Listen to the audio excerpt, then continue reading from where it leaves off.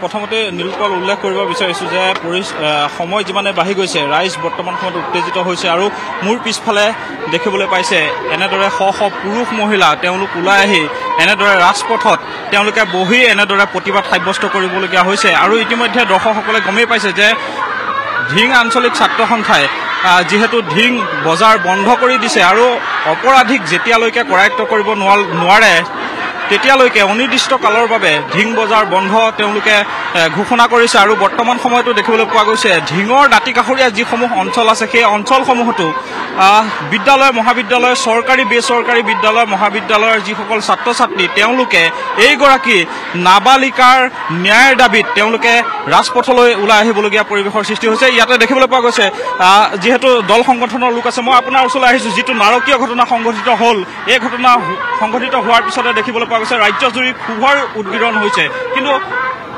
নগাঁও আৰক্ষীয়ে কিন্তু অপৰাধীৰ ক্ষেত্ৰত কিয় ইমান দৰত চাওক অপরাধীর ক্ষেত্রে ধরা দেখাটো খুব দুর্ভাগ্যজনক কারণ অপরাধী হয় অপরাধীর কোনো জাতি নাই ধর্ম নাই আমি এটা কথা কব বিচাৰিছো যেন ভাৰতবৰ্ষত বৰ্তমান বিজেপি চৰকাৰে যেতিয়া কৈছিলে যেন বেটি বচাও বেটি পঢ়াও আজি সেই খুদ বেটিসকল আজি সুৰক্ষিত নহয় আজি ভাৰতবৰ্ষত কিছুমান জঘন্য ঘটনা ঘটি গ'ল সেইদিনাখন ডক্টৰ মমিতাৰ লগত কি হ'ল এনেকে দেশ কপাই যোৱা দৰ্শন কাণ্ডৰ হোৱাৰ পিছতো কিয় ভাৰত চৰকাৰে কিয় আজিলৈকে বিশেষ কোনো আইন অনা নাই নাৰী সুৰক্ষাৰ ক্ষেত্ৰত গতিকে এই ক্ষেত্ৰত সম্পূৰ্ণৰূপে ভাৰত চৰকাৰ ব্যৰ্থ হৈছে অসম চৰকাৰ ব্যৰ্থ হৈছে আজি আমাৰ ধিং অঞ্চলত আজি যোৱাকালি ৰাতি যি ঘটনা ঘটি গ'ল সন্ধিয়া টাইমত ছাত্ৰীগৰাকী স্কুলৰ টিউচনৰ পৰা ঘৰলৈ যোৱাৰ সময়ত যি নাৰকীয় ঘটনা কৰিলে তাক মুছলিম ছাত্ৰ সন্থা আমি গৰিহণা দিছোঁ আজি আছুৰ যি প্ৰতিবাদী কাৰ্যসূচী বা ধিং অঞ্চলৰ নাৰী সমাজ যেনেকৈ স্বতঃস্ফূৰ্তভাৱে ওলাই আহিছে আমিও পূৰ্ণ সমৰ্থন দিছোঁ আমি এটা কথাই বিচাৰোঁ অপৰাধীজনক দৃষ্টান্তমূলক শাস্তি লাগে আৰু ফাষ্টক আদালতৰ জৰিয়তে অতি শীঘ্ৰে ফাঁচীৰ দাবী কৰিছোঁ আমি মুছলিম ছাত্ৰ সন্থাই কাৰণ যেতিয়ালৈকে এই দৰ্শনকাৰীসকলৰ যদি ফাঁচী নহয় তেতিয়ালৈকে কিন্তু এই অপৰাধ জনিত ঘটনাবিলাক হৈ থাকিব কাৰণ এইবিলাক ঘটনাৰ যদি তেনেকুৱা শাস্তি নহয় তেতিয়া কিন্তু অপৰাধীসকলে উপযুক্ত শিক্ষা নাপায় গতিকে এই ক্ষেত্ৰত কঠোৰ আইন বলবৎ কৰিব লাগে আৰু দুহিক মানে ফাঁচীৰ জৰিয়তে দেখাই দিব লাগে যেন দৰ্শনকাৰীৰ কোনো মানে ক্ষমা নাই তেওঁলোকক মানে এটাই সেইটো হৈছে ফাঁচী। মই আপোনাৰ ওচৰলৈ আহিছোঁ যিহেতু নগাঁৱত দিনক দিনে অপৰাধজনিত ঘটনা বৃদ্ধি পাইছে আৰু অপৰাধীৰ ৰম্যভূমিলৈ এক প্ৰকাৰ পৰিণত হৈছে বুলি ক'ব পাৰি। প্ৰথমতে ডিঙৰ এই জঘন্য ঘটনাক আমি অসম সংখ্যালঘু সংগ্ৰাম পৰিষদে তীব্ৰ ভাষাৰে গৰিহণা দিছোঁ আৰু নিন্দা কৰিছোঁ যিটো ঘটনাৰ কেন্দ্ৰ কৰি এই অঞ্চলৰ সমগ্ৰ ৰাইজ বিভিন্ন দল সংগঠনে স্বতঃস্ফূৰ্তভাৱে আজি ৰাজপথ কপাবলৈ সক্ষম হৈছে এই প্ৰতিবাদত আমি সংখ্যালঘু সংগ্ৰাম পৰিষদে পূৰ্ণভাৱে সমৰ্থন দিছোঁ আমি নগাঁও জিলা আৰক্ষী প্ৰশাসনক আমি আহ্বান জনাইছোঁ অনতিপলমে এই ঘটনাত জড়িত থকা প্ৰত্যেকজন ব্যক্তিক আইনীভাৱে যি প্ৰকাৰে শাস্তি দিব লাগে আইনী ব্যৱস্থা গ্ৰহণ কৰিব লাগে অন্যথাই যেতিয়ালৈকে এই ভুক্তভোগীয়ে ন্যায় নাপাব তেতিয়ালৈকে বিভিন্ন দল সংগঠন বিভিন্ন ৰাইজৰ লগত আমি সংগ্ৰাম পৰিষদে আমি আছোঁ। এই চৰকাৰখনে কৈছিলে যে প্ৰথমতে নাৰী সুৰক্ষাৰ কথা কৈছিলে মহিলা সুৰক্ষাৰ কথা কৈছিলে আমি দেখিছোঁ এতিয়া মহিলাসকলৰ কোনো ধৰণৰ সুৰক্ষা নাই স্কুলৰ ছাত্ৰ ছাত্ৰী স্কুল যোৱাৰ ক্ষেত্ৰত কোনো ধৰণৰ ব্যৱস্থা নাই গতিকে অসম আৰক্ষী সম্পূৰ্ণভাৱে এই ক্ষেত্ৰত ব্যৰ্থ হৈছে অসমৰ মাননীয় মুখ্যমন্ত্ৰী ডাঙৰীয়াই এই ক্ষেত্ৰত সম্পূৰ্ণভাৱে ব্যৰ্থ হৈছে আমি সংখ্যালঘু সংগ্ৰাম পৰিষদে সমগ্ৰ ৰাইজক এই ক্ষেত্ৰত আমি আহ্বান জনাইছোঁ যে অপৰাধীৰ কোনো ধৰ্ম নাই জাত নাই ইয়াত যিকোনো ব্যক্তি হিন্দু হওক বা মুছলমান হওক আমি এইটো নহওক যিয়েই নহওক আইনীভাৱে যি ব্যৱস্থা কৰিব লাগে অপৰাধীৰ কোনো জাতি ধৰ্ম নাই অপৰাধীক আচলতে উচিত শিক্ষা দিব লাগে আৰু কঠোৰ শাস্তি বিহিব লাগে আৰু বৰ্তমান সময়ত আমি পৰিৱেশ দেখুৱাইছোঁ বৰ্তমান সময়ত শতাধিক মহিলা ওলাই আহিছে পুৰুষ মহিলা উভয় ওলাই আহিছে আবাল বৃদ্ধ বনিতাৰ পৰা কণমানিলৈকে সকলো ওলাই আহিছে সকলোৱে এটাই দাবী কৰিছে যে অপৰাধীক গ্ৰেপ্তাৰ কৰিব লাগে আৰু কঠোৰ শাস্তি বিহিব লাগে। এই মুহূৰ্তত চাওক এনেদৰে পৰিৱেশ বিৰাজ কৰিছে ঘৰৰ কাম কাজ সকলো নেওচি এনেদৰে প্ৰতিবাদ সাব্যস্ত কৰিবলগীয়া হৈছে আৰক্ষীৰ বাবে বৰ্তমানৰ চৰকাৰখনৰ বাবে সঁচাকৈ কিন্তু লজ্জাজনক বিষয় বুলি ক'ব লাগিব। মই বাইদেউ আপোনাৰ ওচৰলৈ আহিছোঁ এনেদৰে আপোনালোকে প্ৰতিবাদ সাব্যস্ত কৰিবলগীয়া হৈছে পূৰ্বেও প্ৰতিবাদ সাব্যস্ত কৰিলে কিন্তু অপৰাধী যে আৰক্ষীৰ নাকৰ তলেৰে এনেধৰণৰ ঘটনা অপৰাধী মেনেজ হৈ আছে ইয়াত অপৰাধীৰ লগত পুলিচ প্ৰশাসন মেনেজ হৈ আছে কাৰণে আজি আমি ৰাজপথত এই অৱস্থাত আমি আজি আহিবলৈ বাধ্য হৈছোঁ যদি প্ৰশাসন যদি মেনেজ নহ'ল হ'লে কিয় ইমান এখন বৃহৎ অসম চৰকাৰৰ এখন প্ৰশাসন ইমান এটা ডাঙৰ ব্যাগুণ থাকোঁতে কেইটামান মানুহে নাকৰ তলেদি কাম কৰি থাকিব অপৰাধী কেইটা থাকিব আঙুলি মত হিচাপ কৰিব পাৰিব কিন্তু সিহঁতে নোৱাৰে অংক চলি আছে ইয়াত তলে তলে অংক চলি একো প্ৰশাসনে একো কৰা নাই আৰু আজি আমি ৰাজপথলৈ ওলাই আহিছোঁ আৰু দৰকাৰ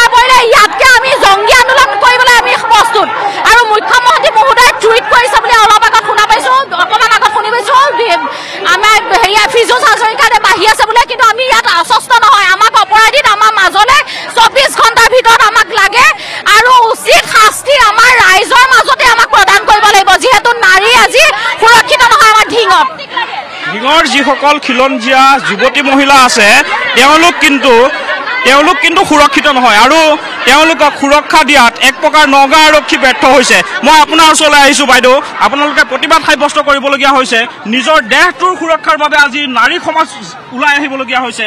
ইয়াৰ বাবে নগাঁও আৰক্ষী ব্যৰ্থ হৈছে সম্পূৰ্ণৰূপে। নগাঁও আৰক্ষী নহয়, গোটেই অসম আৰক্ষী ব্যৰ্থ হৈছে, মুখ্যমন্ত্ৰী ব্যৰ্থ হৈছে। মুখ্যমন্ত্ৰীয়ে কি আমাক পীযুষ হাজৰিকাক নালাগে, আমাক মুখ্যমন্ত্ৰীক লাগে। এজনী ছোৱালীৰ টিউচনৰ পৰা উভতি অহা অৱস্থাত তেখেতক ধৰ্ষণ কৰি পেলাই ৰাস্তাৰ কাষত পেলাই থৈ গৈছে, কিন্তু পুলিচ প্ৰশাসনে একো কৰিব পৰা নাই। এইটো প্ৰথম কাণ্ড নহয়, এনেকুৱা ধিঙত বহুত কাণ্ড হৈছে। ধিঙত নহয়, অসমত গোটেই ভাৰতবৰ্ষত এনেকুৱা ইমান কাণ্ড হৈছে। আমাৰ সংবিধানত ধৰ্ষণকাৰীৰ কোনো বিহিত ব্যৱস্থা নাই, ধৰ্ষণকাৰীৰ কাৰণে কোনো আইন নাই। গতিকে ধৰ্ষণকাৰীয়ে দিনক দিনে সাহস পাই গৈ আছে, ধৰ্ষণ কৰিবলৈ কাৰণে অকণো চিন্তা কৰা নাই। কেতিয়াবা এনেকুৱা দিন আহিব ধৰ্ষণকাৰীয়ে ঘৰৰ পৰা মহিলাক উঠাই আনি পেলাই ধৰ্ষণ কৰি পেলাই থৈ যাব। তথাপিতো মুখ্যমন্ত্ৰী ডাঙৰীয়া পুলিচ বিষয়া হাতত হাত থৈ বহি থাকিব।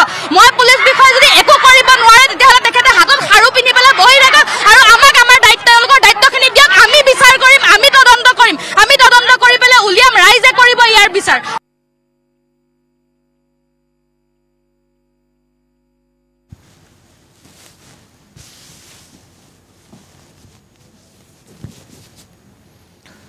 আমি পোনপটীয়া সম্প্ৰচাৰ দেখুৱাইছোঁ নগাঁৱৰ ঢিঙৰ দৃশ্য। ঘটনা সংঘটিত হৈ যোৱাৰ পাছত কি ধৰণে শ পুৰুষ মহিলা ওলাই আহি উত্তাল কৰিছে ঢিং। আজি ঢিং বজাৰ স্তব্ধ হৈ পৰিছে, বন্ধ হৈ পৰিছে প্ৰতিবাদৰ ফলত। তেওঁলোকক কিন্তু আশ্বস্ত কৰিব পৰা নাই। মই বাইদেউ আপোনাৰ ওচৰলৈ আহিছোঁ। বিদ্যালয় মহাবিদ্যালয়ৰ ছাত্ৰ ছাত্ৰীসকলে চাৰিওদিশে দেখিবলৈ পোৱা গৈছে ক্ষোভৰ উদ্গীৰণ হৈছে, আৰক্ষীৰ বিৰুদ্ধে প্ৰতিবাদ সাব্যস্ত কৰিছে। কি ক'ব? প্ৰতিবাদ সাব্যস্ত কৰিবলগীয়া হৈছে কিয়? কাৰণ আমি সুৰক্ষা পোৱা নাই। আমাৰ দেশৰ ভাৰতীয় মহিলাসকলে সুৰক্ষা পোৱা নাই।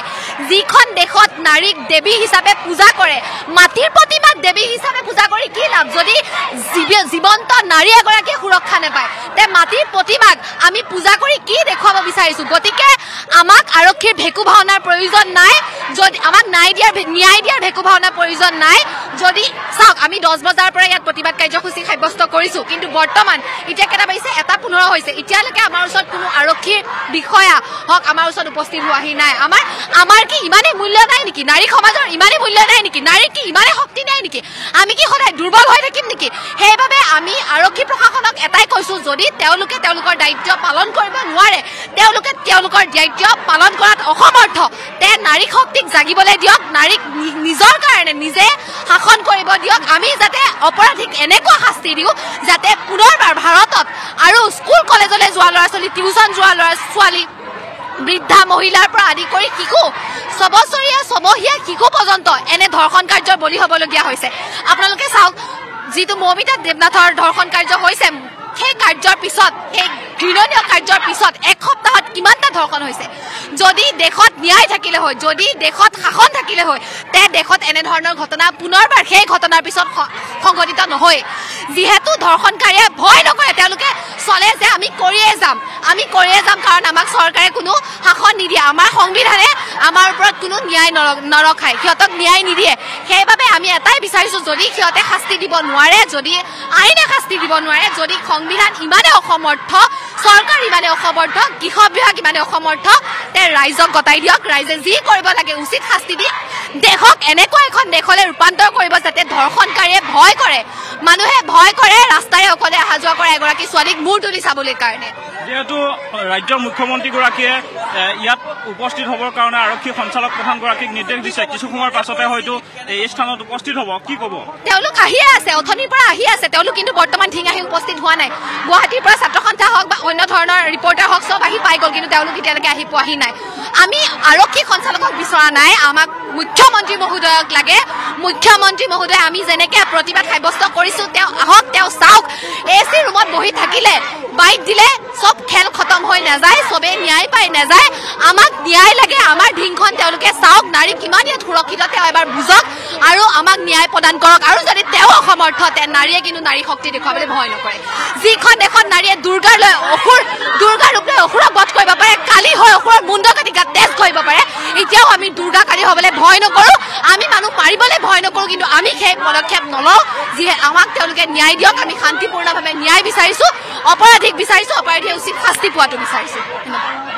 হয় পৰিস্থিতি বৰ্তমান সময়ত আপোনালোকে গমেই পাইছে যে ৰাইজ বৰ্তমান সময়ত উত্তেজিত হৈছে আৰু ৰাইজে বিচাৰিছে ৰাজ্যৰ মুখ্যমন্ত্ৰীগৰাকী এই স্থানত উপস্থিত হৈ ৰাইজৰ যি আচলতে সমস্যা এই যি ৰাইজে যিহেতু দীৰ্ঘদিন ধৰি যি নিৰাপত্তাহীনতাত ভুগিছে ৰাইজৰ লগত কথা বতৰা পাতিবৰ বাবে ৰাজ্যৰ মুখ্যমন্ত্ৰীগৰাকীক ৰাইজে বিচাৰিছে। কিন্তু এই মুহূৰ্তত আমি উল্লেখ কৰিব বিচাৰিছোঁ যে ঢিঙৰ যুৱতী মহিলাসকল যে সুৰক্ষিত নহয় সেই কথাই বৰ্তমান সময়ত প্ৰমাণ হৈছে। আৰু এই মুহূৰ্তত যিহেতু ঢিঙৰ যি প্ৰতিবাদস্থলী সেই প্ৰতিবাদস্থলী দেখিবলৈ পোৱা গৈছে বিভিন্ন স্থানৰ পৰা প্ৰতিবাদী যিসকল পুৰুষ মহিলা সকলো ওলাই আহিছে আৰু ওলাই আহি তেওঁলোকে প্ৰতিবাদ সাব্যস্ত কৰিবলগীয়া হৈছে।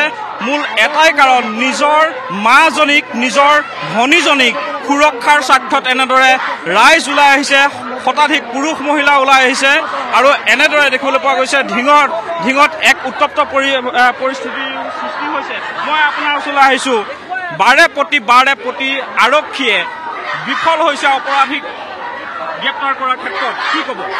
চাওক, 1200 টকীয়া আঁচনি দি এখন মেট্ৰিকত ভাল পাছ কৰিলে এখন ৰঙা স্কুটি দি এই নাৰী সমাজক মূৰ্খ বুলি ভবা মুখ্যমন্ত্ৰীগৰাকীলৈ ধিক্কাৰ জনাইছোঁ। তেখেতৰ অসম চৰকাৰ যি ভেঁকুৰ লগা যি প্ৰশাসন বিভাগ এই প্ৰশাসন বিভাগক ধিক্কাৰ জনাইছোঁ, গৰিহণা জনাইছোঁ। আৰু আমি ইয়াৰ পৰা স্পষ্ট দাবী কৰিছোঁ অনাগত দিনত এই ঢিং অঞ্চলৰ যি এণ্ট্ৰেঞ্চ এক্সিট পল আছে ইয়াত যিসমূহ আৰক্ষী বিভাগৰ যিসমূহ উচ্চ পদস্থ বিষয় আছে তেওঁলোকে ইয়াত ট্ৰেইনিং দিব লাগিব, কাৰণ তেওঁলোকৰ ওপৰত আমাৰ ভৰসা উঠি গ'ল। গতিকে ন্যায় যিহেতু পোৱা নাছিলে ন্যায় নাপায়। আমাৰ তাত এতিয়া প্ৰশ্নৰ অৱকাশ নাই, আমাক ডাইৰেক্ট উত্তৰ লাগে। আমি যিখন দেশত প্ৰধানমন্ত্ৰীগৰাকীয়ে কয় বেটী পঢ়াও বেটী বচাও, সেই বেটী পঢ়াও বেটী বচাও দেশত আজি বেটীৰ সুৰক্ষা নাই। এই ঢিং অঞ্চলত যোৱা একমাহ পূৰ্বে এগৰাকী 60ৰ ঊৰ্ধৰ মহিলাক দলবদ্ধভাৱে দৰ্শন কৰিবলৈ পেলাই থৈ যায়। তাৰ পাছত এমাহ পাৰ হোৱাৰ পাছতে এগৰাকী টিউচন কৰিব যোৱা 14 বছৰীয়া কিশোৰীক কেনেকৈ 3জন লম্পটে 3জন নৰপিশাচে কেনেকৈ দলবদ্ধভাৱে দৰ্শন কৰিবলৈ সাহস কৰে। আচলতে ইয়াত যি অসম চৰকাৰ যি ভেঁকুৰ লগা যি প্ৰশাসন বিষয়াসকল আৰু যি প্ৰচা যি বিভাগটো এই বিভাগটোৰ অকৰ্মণ্যতাৰ বাবে হৈছে। আমি এই প্ৰতিবাদস্থলীৰ পৰা স্পষ্ট দাবী কৰিছোঁ অহা 24 ঘণ্টাৰ ভিতৰত উপযুক্ত প্ৰমাণ সহকাৰে 3জন দোষীক ইয়াত ৰাইজৰ হাতত গতাই দিব লাগিব আৰু ৰাইজৰ আদালতত খাৰা কৰিব লাগিব। তেওঁলোকে পূৰ্বৰ ঘটনা যিদৰে এটা গাপ দিব বিচাৰে এই ঘটনা আমি গাপ দিব নোতোঁ।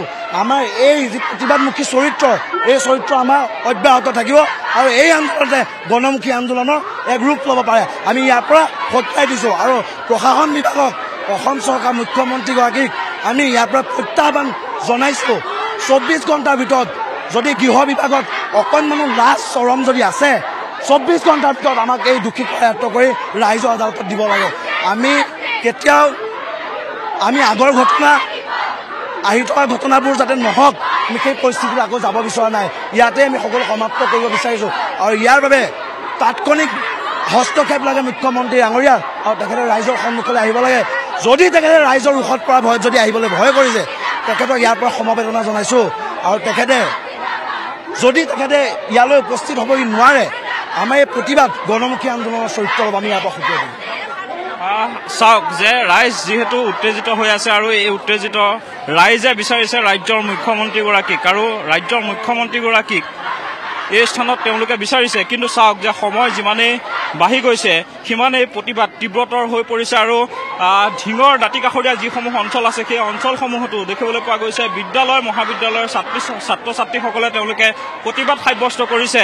কাৰণ এগৰাকী নাবালিকাক যিদৰে তিনি পাখণ্ডই তিনি নৰপিশাচে যি জঘন্য কাণ্ড সংঘটিত কৰিলে তাৰ পিছতেই ক্ষোভৰ উদ্গীৰণ হৈছে সমগ্ৰ ঢিং অঞ্চলৰ লগতে দাঁতিকাষৰীয়া অঞ্চলসমূহত। আৰু দেখিবলৈ পোৱা গৈছে ঢিং বজাৰ পুৱাৰে পৰা বন্ধ আৰু আমি এই মুহূৰ্তত ক'ব বিচাৰিছোঁ যে অনিৰ্দিষ্ট কালৰ বাবে ঢিং আঞ্চলিক ছাত্ৰ সন্থাই ঢিং বজাৰ বন্ধ ঘোষণা কৰিছে আৰু হয়তো অপৰাধীক যেতিয়ালৈকে কৰায়ত্ব কৰিব নোৱাৰে উপযুক্ত প্ৰমাণসহ ৰাইজৰ আদালতত যেতিয়ালৈকে থিয় কৰাব নোৱাৰে তেতিয়ালৈকে আন্দোলন চলি থাকিব বুলি এই মুহূৰ্তত ছাত্ৰ সন্থাৰ বিষয়ববীয়া আমাক জনাইছে। নীলপল কৰিছোঁ আপোনাক প্ৰাঞ্জল বৰা সবিশেষ তথ্যখিনি জনোৱাৰ বাবে। আমি দেখুৱালোঁ পোনপটীয়া সম্প্ৰচাৰত এই ঢিঙৰ দৃশ্য। আজিৰ পৰিৱেশ এয়া এগৰাকী নাবালিকাক তিনিটাকৈ পাখণ্ডই ধৰ্ষণ কৰাৰ পাছত এই পৰিৱেশে বিৰাজ কৰিছে ঢিঙত। এক প্ৰকাৰ স্বতঃস্ফূৰ্তভাৱে আজি ওলাই আহিছে সকলো লোক। আজি স্তব্ধ কৰি দিছে ঢিং বজাৰ, প্ৰতিবাদেৰে স্তব্ধ কৰি দিছে ঢিং বজাৰ। তিনিটাকৈ পাখণ্ডই এগৰাকী কিশোৰীক টিউচনৰ পৰা উভতি অহাৰ সময়ত জঘন্যকাণ্ড সংঘটিত কৰিছিল, যি ঘটনা প্ৰত্যক্ষ কৰিছিল একাংশ লোকে। ইতিমধ্যে আৰক্ষী অধীক্ষকে এটা দুৰ্বৃত্তক কৰায়ত্ব কৰা বুলি নিশ্চিত কৰিছে।